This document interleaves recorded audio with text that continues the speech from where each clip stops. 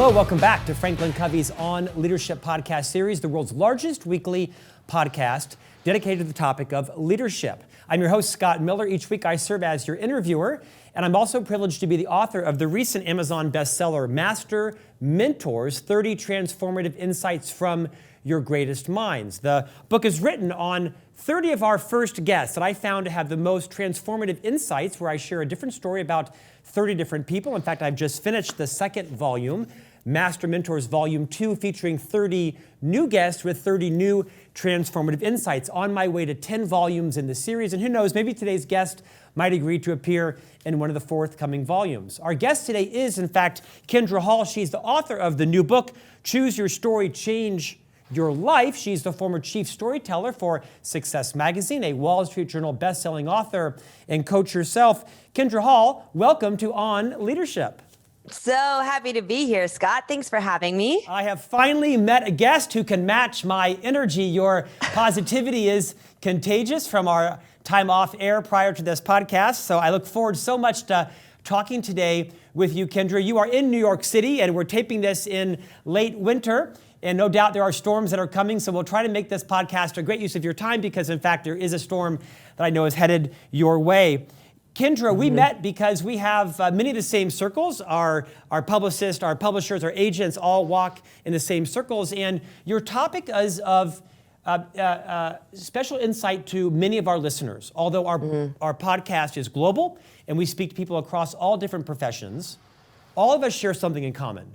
And that is, we're interested in the power of influence, of actually getting people to glom onto our ideas. And we know that the power of storytelling is something, whether you are a parent, whether you're a sibling, whether you are a leader, perhaps you are a speaker, you're a presenter, you're a facilitator, maybe you train our content in your organization. The power of story is undeniable. Before we get into your book and some of the science and art behind storytelling, Kindra, would you take a few minutes and reorient our listeners and viewers to your story and journey and how you came now to write this book? Yeah, I would love to. Storytelling has always been the center focus of my passion, and I think more importantly, my curiosity. I told my first story when I was 11. It was an assignment for fifth grade. I had to tell a story to a room full of third graders, and I noticed in the first few sentences, I was supposed to read the book. I put the book down and told the story instead, that I held them in the palm of my hand. And at the time, I'd been trying to, assert some power. I was 11 years old, and I thought maybe I was onto something. When I was in high school, I entered a national storytelling competition. I'm glad you weren't also entered in that competition, Scott, because I don't know, I think you would have been a fierce competitor, but I did end up winning the competition, and the grand prize, it wasn't a car or money, I was 18. I was hoping I would get one or the other. It was that you got to tell a story at the National Storytelling Festival in Jonesboro, Tennessee. What a rip-off. I know. I was so mad. But it ended up being this transformational moment in my life, because there I was in this tiny town under these huge circus tents where all these people were crammed in, watching these storytellers. And the storytellers were there without agenda. They weren't there for marketing or sales. They were just there to tell stories. And again, I got to witness not only the captivating power of a story, but these tellers and choosing to see very small moments in their lives and shaping them into stories that gave life so much meaning. It was mesmerizing for me.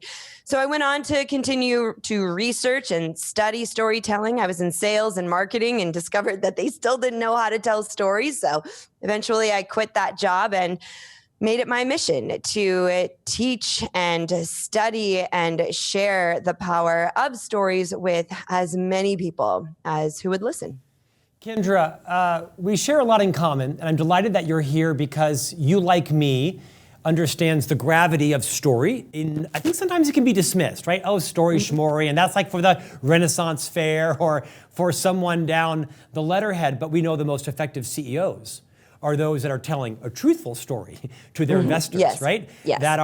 That are telling stories to VC funds and to banks and to the Small Business Administration, right? What is your story for your product and how does your customer fit in it? We'll talk in a moment about the science behind storytelling, but long, way before you were born, but about when I was born, there was I was gonna say. an IQ test, an IQ test that was performed by a Harvard psychologist in the San Francisco School District. You opened your book with this story.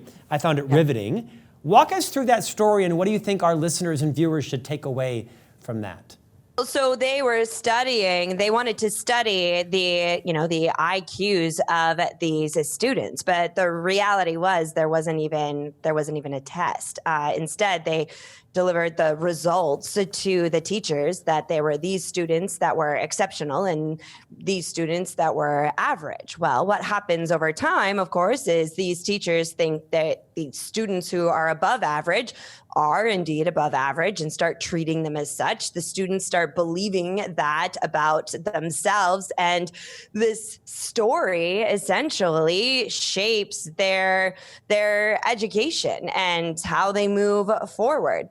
It's also the Pygmalion effect, right? We can shape ourselves, and knowing that, I think we have to be very careful as leaders in whatever area of your life you are a leader, whether that's in the office, whether that's in your community, whether that's in your home, recognizing the power of these stories and how you really can shape the beliefs of the people who you are leading based on the stories that you are telling back to them, the stories that they then adopt and believe about themselves. I want to take a breath there because I think that is profound. When I read this statistic and this research study, it brought me back to an experience that I had in about third or fourth grade. I went to public elementary school in Orlando, Florida, where I'm from. And I remember once there was some like a choir tour going on, and they came and gave a performance, and they were looking for more people to join this fairly prestigious choral group. It was all boys. And I remember they came to our school for some reason and they did tryouts. And so, all the boys got down to the auditorium and we stood up and we sang like a tune. And I sang a tune and I could not sing, and to this day cannot sing and carry a tune or read music or anything like that. And I got picked. And they called me back. We went back to our rooms, and about a half an hour later, I got picked to come back for like a next tryout. And I can remember as being this like 45-pound skinny boy walking from my classroom back down to the auditorium. Yeah. I remember thinking, oh my gosh, I'm gonna be a star. I'm gonna sing. I can sing. And I went back down to the auditorium, and of course, within a matter of 2 more tunes, they realized I couldn't sing. For whatever reason, they picked me. And I remember the walk of shame back to my classroom. The point of that is this was 45 years ago. I had not thought about this since I read your book. The power of the stories that other people tell us about ourselves are of massive consequence. Whether you are a parent or you are a leader or you are a spouse or a neighbor, I think your opening point is not to underestimate not just the stories that we tell others, right, or the stories that we tell ourselves, which we'll get into, but the power, the dangerous power that other people's stories told to us about us have. Riff on that for a moment.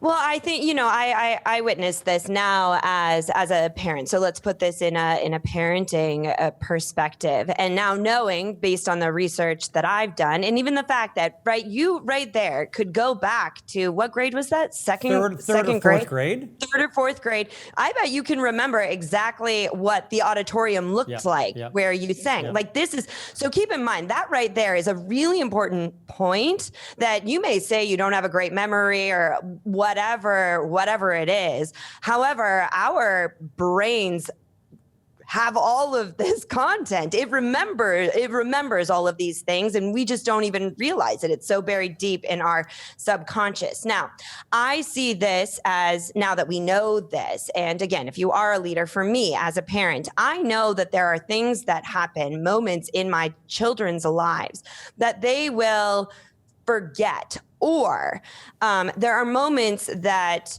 are negative, think bad things that happen, that they will be more likely to remember, have closer to the surface of their memory than the positive things that have happened. So one of the things that I do is anytime there is a story of or a moment that happens where my child exhibits courage or determination or one of the unique qualities. I have a son and a daughter. They're both very different that are unique and special to them. I pause. We don't just let that go. At night before I put him to bed, I say, hey, can we talk about what happened here today? And I retell them the story of the decision they made, of the kindness they showed it to a friend or whatever it was, so that as years go on, as time goes on, we talk a lot about kids being so resilient, or any of us being so resilient for that matter, but kids in particular, saying to a child, oh, you're so resilient, isn't going to serve them when they're 30 years old and trying to solve a big problem at work.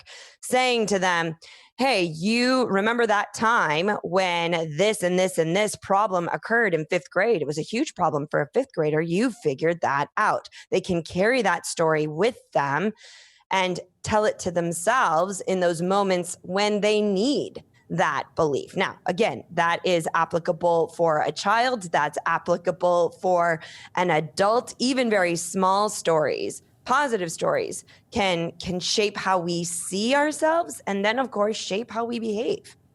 Kindra, your current book is titled Choose Your Story, Change Your Life. Your tagline is Silence Your Inner Critic and Rewrite Your Life from the Inside Out. I'm going to share my second and final story, and I want you to expand on it. So, same public school, sixth grade. I remember the principal's name. His name was Mr. Wiley. And one day, with I think some level of arbitrary nature, he came in and decided that he was going to organize everybody in the sixth grade into 3 different segments. They were called the advanced group, the middle group, now you're sitting down, the slow group. And I don't know what the criteria was, but Scott Jeffrey Miller in sixth grade was put into the slow group, which meant for the rest of the academic year. For the rest of the academic year, there was 3 tiers. You were either in the advanced track, the middle track, or the slow track. This is what it was named back in 1979 or whatever year, long before you were born again. Slow science, slow math, slow reading. Can you calculate the damage that had on my self-esteem, my self-confidence, my self-worth, how that impacted my SAT score, how I thought about myself academically and professionally? And I remember the classroom I was in and my teacher's name and what her race was, what she looked like, and how many times the kids stole the wig off her hair. Mrs. Shriver, poor woman. Oh, poor woman. But this was 45 years ago, and the story that was told about me was you're slow. Mm-hmm. When did you realize that story didn't stop? However many years ago, that it followed you around. When I was 48. Yeah. Did you realize, so was there a moment when you were 48 that you said, wait, I think I've been considering, I want to hear that story. I know you said that this other one was the last one, but I want to hear that story. Yeah, I've told it before. I was interviewing some people for this podcast, and 2 guests in 2 days both talked about the power of knowing your story. And I thought, knowing your story, that kind of sounds like Reiki or sound bowl or yoga. Good for somebody else, but not for me. I go home to my wife, Stephanie. We have 3 young boys. She's a stay-at-home full-time mom and business manager for our family. And I lean over in bed and I say, hey, Stephanie, have you ever told yourself your story? She says, what are you talking about? And I said, like your whole life journey. I look over and she's sleeping. I get out of bed at 10 o'clock at night in my Ralph Lauren flannel plaid boxer shorts. I walk to the kitchen. I pull out a wire whisk. I go into my living room, and for an hour in the dark at 10:30 at night, wearing only my plaid flannel Ralph Lauren boxer shorts, I walked around at the age of 48 and I told myself my own story for the first time in my life, out loud. All the lies that had been told about me, all the things that I'd done that I was ashamed of, all the truths that I'd made up about me that really actually weren't true or I wanted to be true in the future. And it was that night at age 48, after a very successful career, and a life of always thinking I was slower, I decided to build the story I wanted my rest of life, my life to be. And the importance there, right? Because we overlook the importance of the stories that are within us. And there's a reason for that. We automate them as humans. We have the stories that have happened to us are an automated process that we retell back to ourselves, but don't really think about. And it's not until you pause that automation that you realize what is actually there. And once you realize that what's actually there, like you being a slow person, I'm sure a slow person, you realize, wait, I've made so many decisions based on this. I've missed opportunities because I believe in this. And it can be such a mind-blowing moment. And in some cases, depending if it's a small mind blow, maybe you can recalibrate really quickly. Sometimes it takes some time to figure out, okay, well, if that story it happened, right? Like that happened. And maybe there were reasons that you were, that you were put in the ill-named group, right? Like maybe slow meant, hey, you just get more time. What a beautiful thing. I know one of my children needs just a little bit more time, right? And what a beautiful thing that you got more time, but that wasn't how it was positioned for you, so you carried it with you. And then it takes some effort to go back and find the other stories in your experience that prove to you or illustrate that you are indeed very quick and capable and then use those to rebuild your own personal self-story, your own personal narrative that now you operate forward from. I'd like our listeners and viewers just to take a deep breath and reflect on the title of Kindra's work. Choose your story, change your life. Kindra, you have a chapter in the book that you title Author a New Story That Serves You. Talk about the power of authoring a new story that serves you. The key there is serving. And I think going back to the title too, it's really important to note that it isn't change your story, change your life. Right. You can't change the stories that have happened to you, right? Like you can't change what happened in the choral concert. You can't change what happened when the principal separated you into 3 different groups. However, we can choose to tell ourselves stories that serve us, that serve the ambitions that we have, the dreams that we want, the places that we are personally trying to go. And in some cases, stories that used to serve you may not serve you anymore. And I think that's something that has been, we're seeing a lot of right now, especially in these times with so much being thrown up in the air and we're seeing the Great Resignation and all of this, all of the burnout. And I think what we aren't realizing is our stories have completely, for example, the way that you measured professional success, right? We measure it in a variety of different ways. We have different stories of what equate to success. For some people, success at work, and this is no judgment. For some people, if they're really honest with themselves, success is how many accolades they get after a particular presentation in a meeting, after offering their comments, right? When you all walk out of the boardroom and someone says, you know what, that was really great. Nice work in there. I loved that, right? But we're not in boardrooms anymore. We haven't been for a long time, or there's a variety of different. So if you're someone who measures your success by those stories, and now suddenly you don't have those interactions anymore, we're scrambling. So that is where A, knowing what your stories are is so important, and then B, seeking out, fine, okay, I've realized that I need different stories of what success means to me now.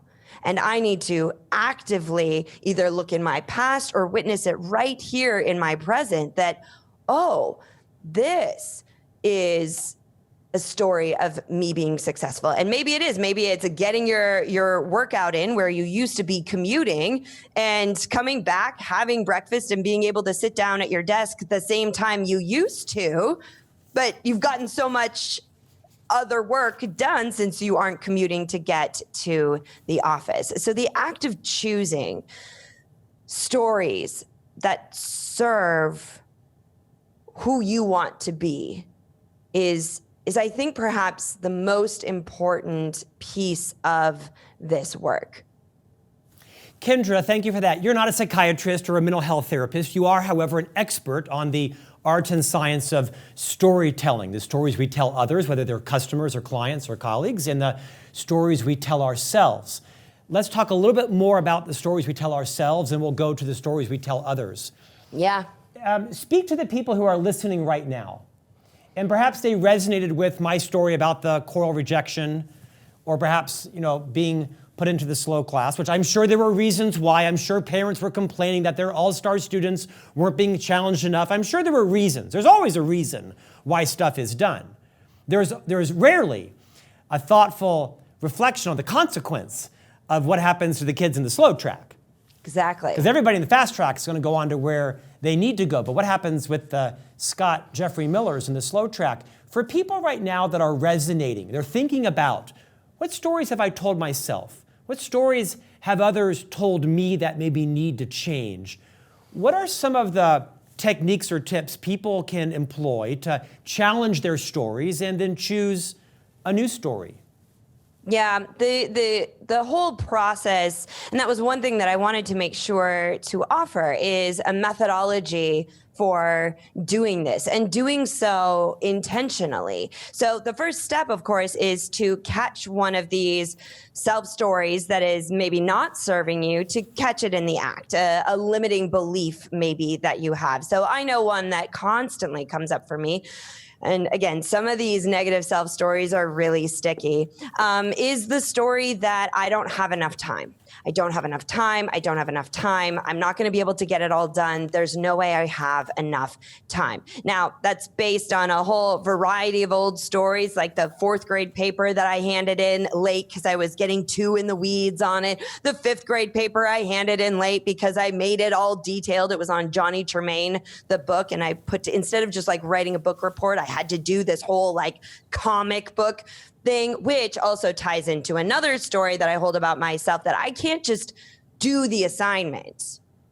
I have to do the assignment and beyond, right? Like this is, and there are stories in my youth about, good isn't good enough. It has to be otherworldly, right? Now, that can serve you in some ways, and it can make life really painful in other ways. So one of my stories is I don't have enough time. I catch that story in the act. Often when I'm walking into after I've done my workout, I've taken my shower, I've done whatever, I'm about to sit down at my desk and I'm like, I can't, there's no way. I open my calendar and I say, there's no way I can't do all this. I can't do all this.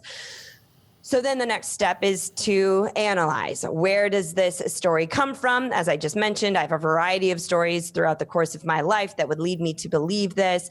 And perhaps the most important question to ask yourself in this analyze phase is this story serving me? And for me to constantly be walking around afraid of time and thinking I don't have enough of it makes me miserable. Just from a mental health standpoint, it's miserable. Not only that, I say no to opportunities that maybe would be great for me because I don't have enough time, so the story isn't serving me.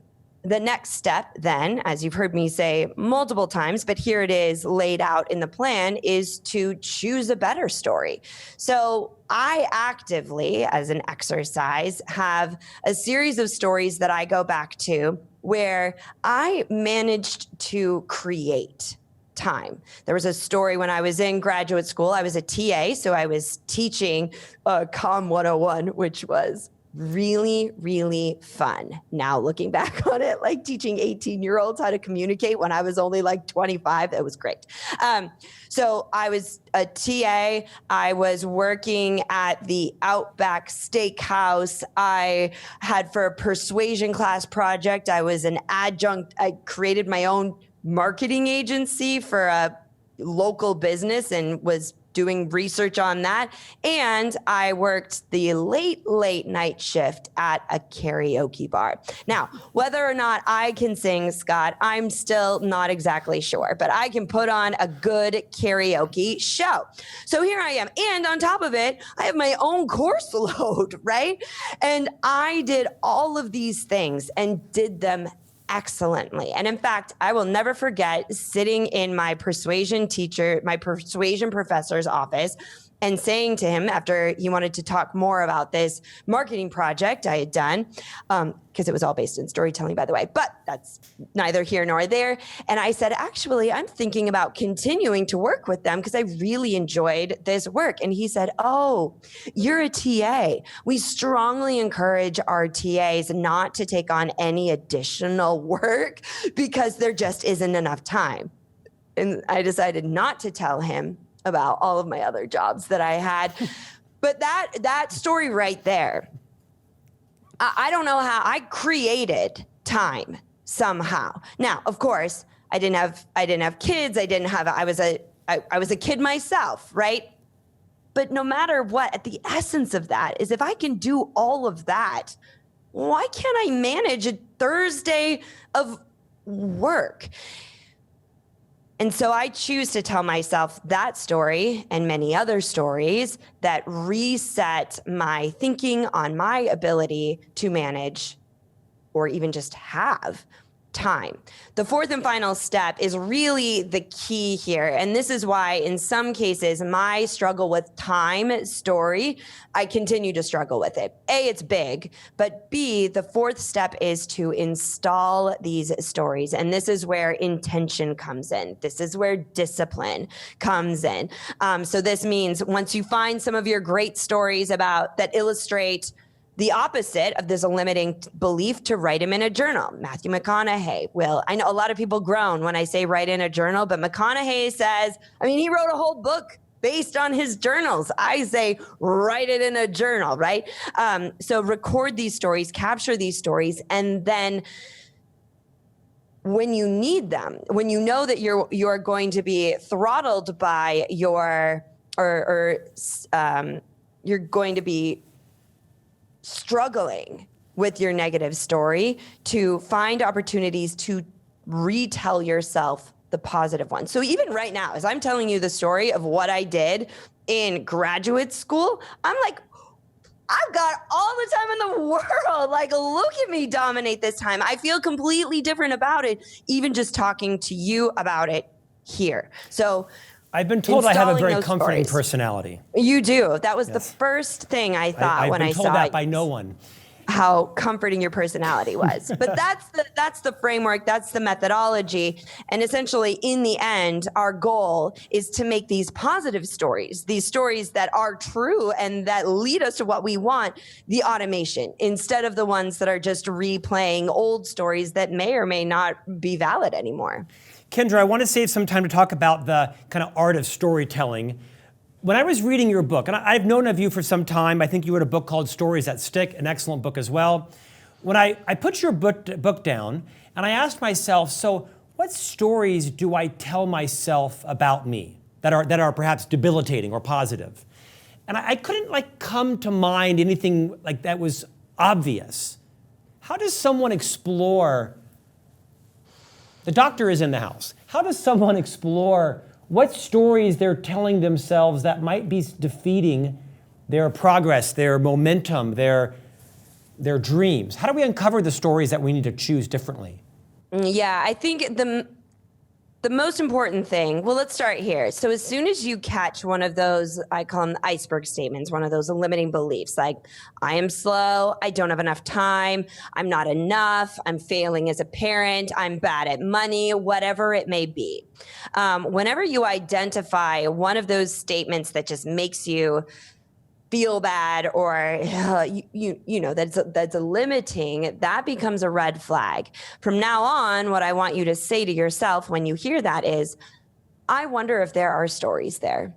And then pause and go back and look, just as you did. Go back and look and say, wait, I remember that one time in second grade. I remember that time when I was in middle school. I remember, and know that they may be very, very small, but they will be vivid. And this, again, is not something that we are accustomed to doing. It takes practice. So as I was walking a group of participants through this process, this was one of the things that we had to work on, looking for specific moments, stories. But as soon as you start doing it and you use those limiting beliefs as a flare, like, hey, take a look underneath the surface of your consciousness, there's probably stories there. It does get easier, but you are looking for very specific moments, memories, and you'll be surprised at, once you start getting your fingers on them, how vividly they come back to you.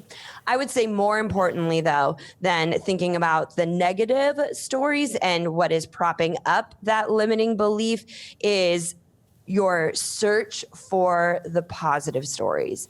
And so that you can choose those. So if you have this belief about yourself, it's holding you back, one of the first things is to simply replace those old stories with stories that illustrate the opposite. You saw that as an example for me right there. Instead, I think about that time in graduate school. I think about the time in high school when I had like 5 different jobs. I think about writing this book and the amount of time that I did it in. I have very specific moments that illustrate the opposite.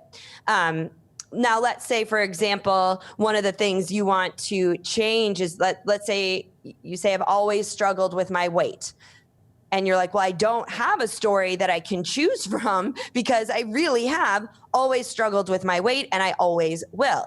Now, fine, you can stay there. But if that's something you really want to change, then what it might require is rerouting a story from a different area of your life. If you want to change something about your physical health, what does that require? It requires commitment and discipline.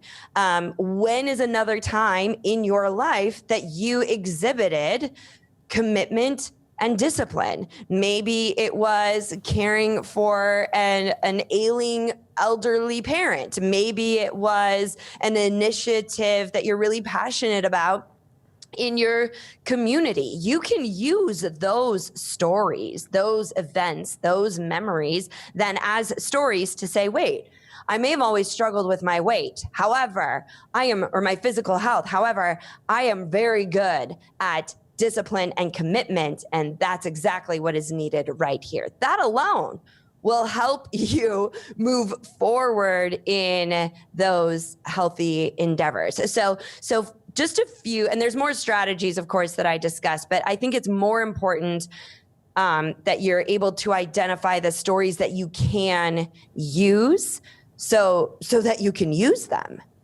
Kindra, let's talk about the stories we tell others. We've interviewed Donald Miller twice on this program. Of course, Donald is the famous author and marketing expert, wrote Build a Story Brand and other books.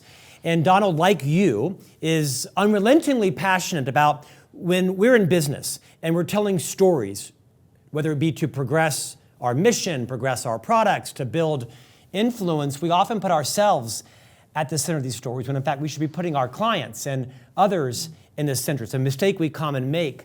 Talk a bit in our final couple of minutes here around what's the architecture of great storytelling? So we're moving off the storytelling ourselves and now to stories as marketers, as communicators. We're all in sales, own that. Mm-hmm. What are some of the tips you want to remind us about the power of storytelling? A couple of kind of key takeaways everybody can glom onto. Yep. I mean, of course, stories, outward stories in business they're extremely important. Storytelling, of course, has become a bit of a buzzword in business. Great for me. Donald Miller means some job security, right? My dad is finally proud of me. That's all great. But there are a few things a few ways that stories can go wrong. And I would actually say one of the One of the concepts that I, if I'm being honest, find problematic is this idea that the story needs to have a hero and that the client needs to be the hero. And I have a hard time with that phrasing because I think what it does then is the word hero is a weighted word. Like there is a lot of there's a lot of history behind what makes a hero, and I think, quite frankly, it puts maybe a little bit too much pressure on then what constitutes a story if it has to have a hero in it, instead of that it might have to be bigger. When again, as I learned at that storytelling festival, it's actually sometimes the really small, authentic, truthful stories that are only truthful because it is a shared human experience of many, that instead of focusing on the hero being the center point, that really what a story needs to have. So here are the ingredients. This, if nothing else, will give you a really good starting point, like a checklist for what will make your story work more compelling. And this is based on my firm's research.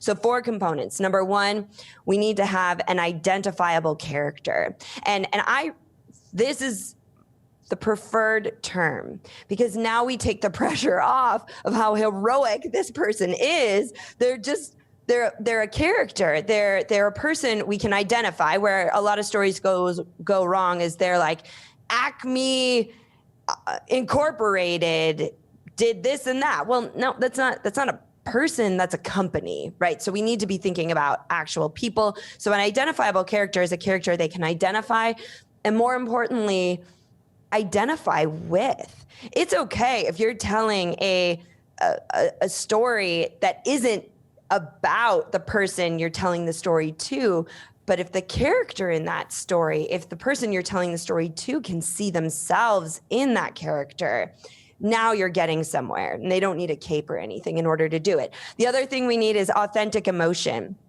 And this is where a lot of stories in business go wrong, is we think a story is a chronological ordering of information. And just the fact that it started here, it went here, it did this, does not make it a story. That's still just an iteration of what happened. It needs that authentic emotion. Now, again, it doesn't have to be over the top, doesn't need to be on the silver screen. Sometimes just the frustration of the inefficiency in business. If you're working with HR software and you're having to triple and double check because of version controls, and you're spending all your time on these things that don't even matter. I mean, think how many professionals feel this way, that authentic emotion matters more than anything bigger than that. We also need a moment in a story. So a particular place and time that you can bring the listener to, so that they are standing right there with you. So, and I wasn't meaning to do it this way, but we'll see if it works. I told you the story of talking to my professor, my persuasion professor. And I'm pretty sure I said, I'll never forget sitting in my professor's office. Now, there's a chance that our listeners, or maybe even you too, Scott, were sitting in a professor's office that you yourself have sat in before, or a teacher's office. This moment where your audience can come in and sit right there next to you. Did you mean the principal's office? Because I don't think I ever sat in a teacher's office. No, it was my story. The one about the. I'm kidding. I'm kidding. Go ahead. I know you didn't. You didn't even get a chance to go to the principal's office. Oh, I did, sister. I spent some time there. So, and then the fourth and final component is specific details. And these are the small details, and we don't need a ton of them, maybe just 1 or 2, that when you're telling stories strategically, in that your audience and the point you want to make, and what you want this story to illustrate and what you want them to carry away from. hearing this story, you can share. And again, if we're all in sales, you can share very small details that show that you understand who they really are. If your customer, let's say this is a sales story. If your customer is a new mother with a stroller, tell a story of a new mother trying to collapse a stroller and put it in her trunk at the Target parking lot. How difficult that is to put it all together and cram it in. Sharing a little detail about putting a stroller in a trunk of a car, if your audience is new mothers with strollers, is going to carry a lot of weight and show that you really understand who they are. Kindra, when you return, could you please bring some passion and energy next time? I know, I'm sweating. You can't. I wore black so you couldn't see it. You are awesome. Kindra Hall, the author of the previous book, Stories That Stick, and the new release, Choose Your Story, Change Your Life, Silence Your Inner Critic, and Rewrite Your Life from the Inside Out. Kindra, thank you for joining us today. Thank you so much for having me. This was so fun. We enjoyed it. And, be thinking about the stories that you've told yourself, or perhaps someone else told you, and maybe before the age of 48 or 49, like it took me, perhaps you can be thinking about, does that work for you? Do you have some stories you can draw upon, even positive stories that reinforce for you what your passions and talents are and how you can deploy them? Thanks for joining us today. We'll see you back next week for a new conversation on leadership.